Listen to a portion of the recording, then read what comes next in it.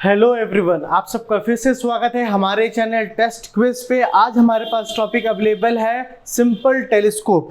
आज हम इस टॉपिक में ये डील करेंगे कि सिंपल टेलीस्कोप का रे डायग्राम कैसे होगा। जैसे देखिए आपके सामने क्लियर लिखा हुआ है रे डायग्राम की हम बात करेंगे, और रे डायग्राम के बाद मैंने आपके पास यहाँ एक और वर्ड लिखा है, वो है प्रोसीजर। तो हम देखते हैं कि क्या प्रोसीजर और किससे और ये ओरिएंटेड है।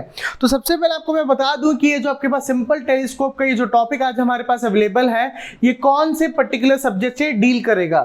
ये आपका पीपीटी साइंस का जो यूनिट 1 जो अवेलेबल है सॉरी, जो यूनिट 1 आपके पास जो अवेलेबल है, यूनिट 1 पे आप सिंपल टेलीस्कोप को पढ़ेंगे कि सिंपल टेलीस्कोप किसको डील करेगा, किसको फर्दर एक्सप्लेन करेगा। क्लियर? तो लाइट रिफ्लेक्शन और रिफ्लेक्शन में सिंपल टेलीस्कोप एक बहुत बड़ा वाइटल रोल प्ले होता है, और इसको हम देखेंगे कि कैसा हम इसको एक्सप्लेन करके और इसको कैसे समझने की हम कोशिश करते हैं। तो चलिए स्टार्ट करते हैं आज की हमारी क्लास, जिसमें हम डील करेंगे सिंपल टेलीस्कोप। तो सबसे पहले आपको ये टॉपिक में मैं एक्सप्लेन कर दूं कि सिंपल टेलीस्कोप को हम दूसरे तरीके से क्या बोल सकते हैं या इसको हम कैसे जानते हैं। आपको ये बात जान के आश्चर्य लगेगा कि हम सिंपल टेलीस्कोप को हम सभी लोग जानते हैं, चाहे वो स्टूडेंट्स हो चाहे टीचर्स हो। आप सब ने सिंपल टेलीस्कोप को देखा है, आप सब ने सिंपल टेलीस्कोप को यूज किया है, और उससे आप ये भी देखे हैं कि इसको यूज करके हम इसका क्या फायदा किए हैं, मतलब क्या इसका हमने एक एप्लीकेशन को यूज किया है। तो आप बोलेंगे सर ऐसे कैसे पॉसिबल है, सिंपल टेलीस्कोप को तो हमने देखा नहीं है, या हमने अपने रेगुलर लाइफ में ज्यादातर इसको यूज नहीं किया है। तो सिंपल टेलीस्कोप को आपको बता दूं, सिंपल टेलीस्कोप को हम नॉर्मल फॉर्म पे मैग्नीफाइंग ग्लास भी बोले जाते हैं। जी हाँ, आपने एकदम सही सुना है, सिंपल टेलीस्कोप को हम क्या बोलते हैं, मैग्नीफाइंग ग्लास। अब जो मैग्नीफाइंग ग्लास होता है वही सिंपल टेलीस्कोप होता है, जब इसको थोड़े एक हैवियर स्ट्रक्चर पे 2 से 3 लेंस को यूज करके उसके फोकल लेंथ को 100 टाइम्स और 1000 टाइम इंक्रीज करके इसको हम एक एस्ट्रोनॉमिकल टेलीस्कोप के फॉर्म पे भी यूज करते हैं, ताकि वो एक आसपास नियर बाय स्पेस या वैक्यूम पे कोई भी ऑब्जेक्ट को या प्लैनेट को या किसी के केस स्टडी को जानने के लिए हम उसको फर्दर यूज करते हैं। अब चलिए बात करते हैं आज के टॉपिक में जो है हमारे पास सिंपल टेलीस्कोप।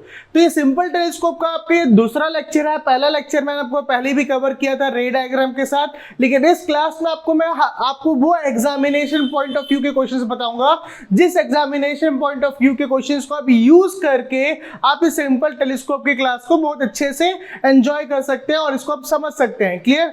तो चलिए स्टार्ट करते हैं हम सबसे पहले रे डायग्राम से।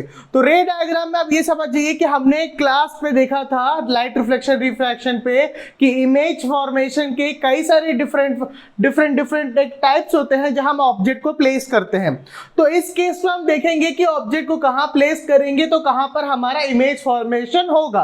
तो चलिए स्टार्ट करते हैं आज की हमारी क्लास। सबसे पहले हम स्टार्ट करेंगे किससे, रे डायग्राम से। तो सबसे पहले हम बना लेते हैं डबल कन्वेक्स लेंस, क्योंकि इसमें हमें किसकी रिक्वायरमेंट होगी, इसमें हमें रिक्वायरमेंट होगी एक डबल कन्वेक्स लेंस की। तो मान लीजिए कि आपके पास एक डबल कन्वेक्स लेंस अवेलेबल है जिसका फोकल लेंथ एक सर्टेन वैल्यू है। क्लियर? आप इसमें एक प्रिंसिपल एक्सिस की लाइन को ड्रॉ कर लीजिए। जैसे आपने एक प्रिंसिपल एक्सिस की लाइन को ड्रॉ किया है, यहां पर आपके पास आ जाएगा ऑप्टिक सेंटर, या आपके पास आ जाएगा पोल 1, या आपके पास आ जाएगा पोल 2।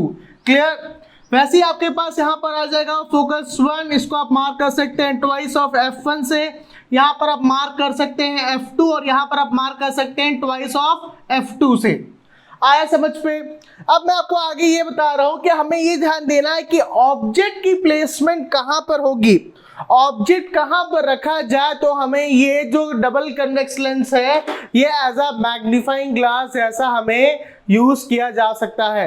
तो देखिए हम सबसे पहले बताते हैं कि आपका जो फोकस पॉइंट है इसका लेफ्ट हैंड साइड का, जो आपके लेंस का जो फोकस पॉइंट है लेफ्ट हैंड साइड का और ऑप्टिक सेंटर, इन दोनों के बीच में अगर आप ऑब्जेक्ट की प्लेसमेंट करते हैं तो आप ध्यान दिए होंगे कि आपके पास एक वर्चुअल और इरेक्ट का इमेज बनेगा। यहाँ किसी साइड पे जो होगा आपका वर्चुअल इरेक्ट होगा और हाईली एनलार्ज्ड होगा। क्लियर? तो चलिए हम ऑब्जेक्ट को प्लेस करके देखते हैं कि उसका इमेज फॉर्मेशन कैसे होगा। तो मान लीजिए सबसे पहले आपने एक ऑब्जेक्ट को प्लेस किया है, यहाँ पर ऑब्जेक्ट को प्लेसमेंट हो चुका है। मान लीजिए ऑब्जेक्ट है ए बी, हाइट मान लीजिए उसको हो जाएगा HO। सबसे पहले एक रे ऑफ लाइट जाएगी प्रिंसिपल एक्सिस के पैरेलल, प्रिंसिपल एक्सिस के पैरेलल जाने के बाद रिफ्रैक्ट होकर कहां से जाएगी, जी हाँ, कोई भी रे ऑफ लाइट अगर प्रिंसिपल एक्सिस के पैरेलल आती है तो रिफ्रैक्ट होने के बाद वो फोकस से पास हो जाएगी। तो ये रे ऑफ लाइट कहां से पास होगी, ये रे ऑफ लाइट आपकी पास हो रही है फोकस से। तो मान लीजिए हमारी ये जो रे ऑफ लाइट अवेलेबल थी हमारी फोकस से पास हो गई। नेक्स्ट क्या है, हमें इमेज की हाइट को फाइंड करना है। इमेज की हाइट को फाइंड करने के लिए सबसे बेसिक हमारे पास हो जाएगा कि ऑब्जेक्ट का जो एपेक्स पॉइंट अवेलेबल है, जो टॉप पॉइंट अवेलेबल है, वो टॉप पॉइंट कहां से पास होगा, वो पास होगा ऑप्टिक सेंटर से। क्लियर?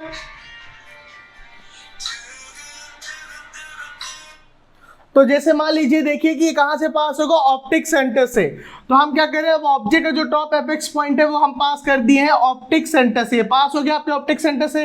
जैसे ही ऑप्टिक सेंटर से पास होगा, आप एक चीज को ध्यान दीजिएगा कि ये दोनों जो लाइंस है, ये जो दोनों लाइंस आपके पास अवेलेबल है, ये दोनों लाइंस कैसी होंगी, डाइवर्जिंग लाइंस होंगी। ये दोनों लाइंस कैसी होंगी, आपकी डाइवर्जिंग लाइंस होंगी। अगर ये दोनों लाइंस मेरी डाइवर्जिंग लाइंस है तो अब मैं क्या करूंगा, इस रे ऑफ लाइट को पीछे ड्रॉ करने की मैं पूरी कोशिश करूंगा। मैं क्या करूंगा, इस पर्टिकुलर रे ऑफ लाइट को जो आगे फर्दर जो ट्रैवल कर रहा है, इसको मैं बैकवर्ड रिट्रेस करने की कोशिश करूंगा।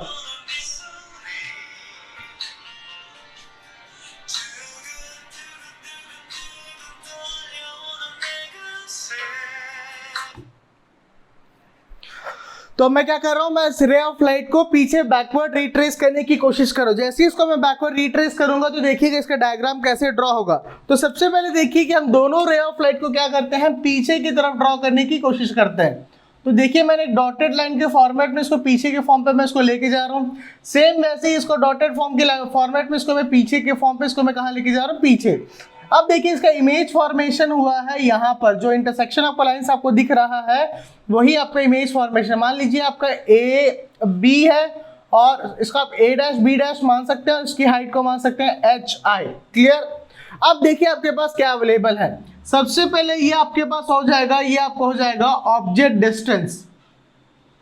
ये क्या हो जाएगा आपका, ऑब्जेक्ट डिस्टेंस। ऑब्जेक्ट जहां पर प्लेस है वहां से अगर ऑप्टिक सेंटर का अगर आप डिस्टेंस देखते हैं तो वो आपका हो जाएगा ऑब्जेक्ट डिस्टेंस। फिर देखिए जहां पर आपका इमेज फॉर्म हुआ है, यहां पर आपका इमेज फॉर्म हुआ है, यहां से ऑप्टिक सेंटर का जो डिस्टेंस होगा वो क्या हो जाएगा आपका, इमेज डिस्टेंस। ये तो हमने पिछले की क्लास में भी देखा था, ये तो हमने प्रीवियस क्लास में भी देखा था, उस प्रीवियस क्लास में इसको हमने समझा भी था। अब हम इस क्लास में ये देखेंगे कि इसका हमने क्यों इस टॉपिक को दोबारा इस क्लास में डील किया है। तो देखिए रीजन ये है, मान लीजिए आपका ऑब्जेक्ट जो है वो एग्जैक्टली इन दोनों के सेंटर पे नहीं, वो आसपास कहीं ना कहीं वो क्या कर रहा है, मूव हो रहा है। जब भी आप एक मैग्नीफाइंग ग्लास को यूज करते हैं तो आपने देखा होगा ध्यान से, हम उसको अपने हिसाब से, अपने कन्वीनियंट के हिसाब से, कि हमें इमेज का फॉर्मेशन, जो छोटे छोटे अक्षर में जो ऑब्जेक्ट लिखा हुआ है, ये छोटे छोटे फॉर्म पे जो सिंबल बने हुए हैं, उसको हम एकदम क्लियरली देख सके, उसको हम अच्छे से जान सके और पढ़ सके, इसलिए हम एक मैग्नीफाइंग ग्लास का यूज करते हैं। अब उस मैग्नीफाइंग ग्लास का यूज करके मैं ये बोल रहा हूँ कि उसको जैसे ही मैं उसको मूवमेंट करूंगा तो भाई ऑब्वियसली अब मैं क्या कर रहा हूँ, जो ये मूवमेंट होगा ग्लास, मतलब ऑब्जेक्ट का लोकेशन भी स्लाइटली चेंज हो रहा है। ऑब्जेक्ट रखा वहीं पर है लेकिन इसके फोकल लेंथ के हिसाब से तो ऑब्जेक्ट की प्लेसमेंट चेंज हो ही रही है। अगर इसके प्लेसमेंट के हिसाब से फोकल लेंथ चेंज हो रही है तो ऑब्जेक्ट आपका 2f1 के बाद भी बन सकता है और 2f1 के पहले भी बन सकता है। आया आपको समझ पे? तो पहला पॉइंट हमने क्या देखा कि जब आपसे पूछा जाएगा एग्जामिनेशन पे कि अगर आपका ऑब्जेक्ट इस सिंपल टेलीस्कोप के, अगर आपका इमेज क्या बन रहा है, वर्चुअल और इरेक्ट बन रहा है, तो क्या वो हाईली डिमिनिश्ड होगा कि हाईली एनलार्ज्ड होगा? तो सबसे पहले क्या आ जाएगा, हाईली एनलार्ज्ड। डिमिनिश्ड क्यों नहीं होगा? डिमिनिश्ड होगा इसलिए नहीं होगा कि डिमिनिश्ड ना होने के रीजन ये है कि हमें एक बड़ा साइज का इमेज बनता है जितना भी हमारे पास ऑब्जेक्ट रखा हुआ है। क्लियर? अगर हमें एक बड़ा फॉर्मेट का इमेज मिल रहा है तो डेफिनेटली वो हाईली एनलार्ज होगा, लेकिन इतना भी ज्यादा एनलार्ज नहीं किया जा सकता। अगर ज्यादा एनलार्ज करेंगे तो याद रखिएगा पिक्सेल्स फट जाएंगे या हमें एक इमेज ब्लर फॉर्म पे दिखाई देगी। क्लियर? अब सेकंड बात ये आती है आपके पास कि जो आपका इमेज फॉर्मेशन जो इसमें हुआ है उसके बारे में हम थोड़ा डिटेल्स में लिख लेते हैं कि क्या है और कैसा है।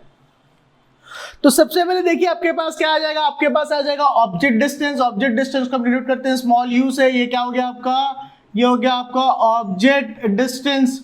ऑब्जेक्ट डिस्टेंस को आप लिख सकते हैं कि ऑब्जेक्ट कहां पर प्लेस्ड है, या प्लेस्ड है इन बिटवीन, ये कहां पर प्लेस्ड है आपका, ये प्लेस्ड है in between F1 and optic centre. Clear. Object distance के बाद आपके पास सेकंड क्या आ जाएगा, आपके पास इमेज डिस्टेंस। इमेज डिस्टेंस को हम बी से डिनोट करेंगे, ये हो गया आपका इमेज डिस्टेंस। क्लियर। अब इमेज डिस्टेंस को देखिए हम क्या लिखेंगे, ये आपका कहां पर आ जाएगा इमेज डिस्टेंस, ये आपका आ जा रहा है बियॉन्ड 2f1। ये आपका कहां पर आ रहा है, ये आ रहा है आपका बियॉन्ड 2f1। क्लियर। अब नेक्स्ट आपके पास आ जाएगा हाइट ऑफ ऑब्जेक्ट और हाइट ऑफ इमेज। तो देखिए हम उसको भी लिख लेते हैं, हमारे पास आ गया हाइट ऑफ ऑब्जेक्ट। नेक्स्ट हमारे पास क्या आ गया, हाइट ऑफ ऑब्जेक्ट। तो हाइट ऑफ ऑब्जेक्ट क्या हो जाएगा, HO, और ये क्या था AB। देखिए इसका डायमेंशन क्या लेके चले थे, हमें याद होगा आपको, ये था हमारे पास 5 सेंटीमीटर। आपको याद होगा मैंने आपको क्लियरली स्पेसिफाई किया था कि जितना भी प्रिंसिपल एक्सिस होगा उसका हम 1/4 का भी हाफ लेके चलेंगे, ताकि ये जो हमारा ऑब्जेक्ट है वो हमारे लेंस के हिसाब से प्रॉपर इमेज फॉर्मेशन को फर्दर कैरी आउट करे। हाइट ऑफ ऑब्जेक्ट के बाद हमारे पास आ जाएगा height of image. Height of object के पास हमारे पास आ जाएगा height of image. Height of image में आप ध्यान दीजिएगा, ये हो जाएगा आपका HI और ये हो जाएगा A' और B'। हाइट ऑफ इमेज में ध्यान दीजिएगा, अगर आप दो चीजों को मेंशन करते हैं तो एग्जामिनेशन पॉइंट ऑफ व्यू से काफी अच्छी बात है। तो क्या दो चीजें जो आपको यहाँ पर मेंशन करनी है, पहली चीज आपके पास आ जाएगी हाइट ऑफ इमेज में कि ये हो जाएगा हाईली एनलार्ज्ड। ये क्या हो जाएगा, जैसे मैंने आपको एक्सप्लेन किया था, ये हो जाएगा हाईली एनलार्ज्ड। आया आपको समझ पे। और हाईली एनलार्ज के बाद अगर आप इसके साइज को अगर आप मेजर करके लिख सकते हैं कि इसका साइज कितना फॉर्म हुआ है तो और अच्छी बात हो जाएगी। आप इसको लिख सकते हैं यहाँ पर कि हमारे पास आया है साइज में ये 13 सेंटीमीटर का। हाँ बिल्कुल आप इसको मेजर कर सकते हैं, मेजर करके लिख सकते हैं कि ये कितने सेंटीमीटर का है। नेक्स्ट आपके पास आ जाएगा हाइट और ऑब्जेक्ट और हाइट ऑफ इमेज, और आपके पास ऑब्जेक्ट इमेज डिस्टेंस के बाद वो है आपका नेचर ऑफ इमेज। वो क्या हो जाएगा आपका, वो हो जाएगा nature of image. Nature of image क्या होता है और ये किसके डील करता है, ये डेफिनेटली बताएगा कि कैसा इमेज है, इमेज का नेचर क्या है। तो नेचर का इमेज का यहाँ आपका इमेज दिख रहा है क्लियरली, क्या है आपका वर्चुअल एंड इरेक्ट। इमेज का आपका वर्चुअल एंड इरेक्ट। आया आपको समझ पे। तो इतनी आप डिटेल के आपको लिखना जरूरी है एग्जामिनेशन पॉइंट ऑफ व्यू के लिए, ताकि आप एग्जाम में अच्छे मार्क्स को स्कोर कर सके। और अच्छे मार्क्स को स्कोर करने का मतलब होता है आप टॉपिक के बारे में काफी अच्छे से डिटेल वे में जानते हैं। अगर क्वेश्चन को आपको ट्विस्ट करके भी एग्जाम में देता है कि क्या ऑब्जेक्ट डिस्टेंस को अगर मैं स्लाइटली चेंज करूंगा तो भी क्या सिंपल टेलीस्कोप एक मैग्नीफाइंग लेंस जो कि बोला जाता है या कहा जाता है वो वैसा ही अपना फंक्शनिंग को करेगा कि नहीं करेगा, कि यही प्रोसीजर में चेंज करने का मतलब क्या है। प्रोसीजर में चेंज करने का मतलब ये है कि क्या मैं इसको 2 सेंटीमीटर आगे करूंगा तो कोई डिफरेंस आएगा, क्या इसको मैं 1 सेंटीमीटर पीछे करूंगा तो कोई डिफरेंस आएगा, ऑब्जेक्ट को मैं इररेगुलर शेप पे लूंगा तो क्या कोई डिफरेंस आएगा। मतलब कुल मिला के कहने का मतलब ये है कि जो एक क्वेश्चन आप रेज होता है एग्जामिनेशन पे, वो उस क्वेश्चन में सर्टेन चेंजेस किए जा सकते हैं। उस चेंजेस करने से आपको क्या होगा, सबसे पहले तो ये होगा कि आपने उस टॉपिक के बारे में डिटेल स्टडी की थी कि नहीं की थी, वो एक क्लियर हो जाता है। और दूसरा एक चीज ये समझ में आती है कि हमें जब एक डिटेल स्टडी करने के बाद जब हम ऑब्जेक्ट के बारे में पढ़ते हैं तो हम उसमें ये जानने की कोशिश करते हैं कि हम उस आंसर को कैसे लिखें ताकि हमें full lot of full marks मिले और अच्छे मार्क्स को स्कोर करके हम अच्छे से आगे फर्दर बढ़ सके। तो इस क्लास में हमने ये जाना कि हम सिंपल टेलीस्कोप को कैसे पढ़ेंगे, सिंपल टेलीस्कोप में कौन कौन से टॉपिक हमारे इन्वॉल्व होते हैं, और हम नेक्स्ट क्लास में पढ़ेंगे एस्ट्रोनॉमिकल टेलीस्कोप। जी हाँ, हम नेक्स्ट क्लास में पढ़ेंगे एस्ट्रोनॉमिकल टेलीस्कोप। तब तक आप इस रे डायग्राम को प्रैक्टिस कीजिएगा, इससे रिलेटेड क्वेश्चन हम नेक्स्ट क्लास में सॉल्व करेंगे मैग्नीफाइंग ग्लास के बारे में। Thank you so much class, हमारी क्लास में जुड़ने के लिए। फिर आपसे फिर मुलाकात होगी नेक्स्ट क्लास में, तब तक हमारे चैनल में जुड़े रहिए test quiz. Thank you so much.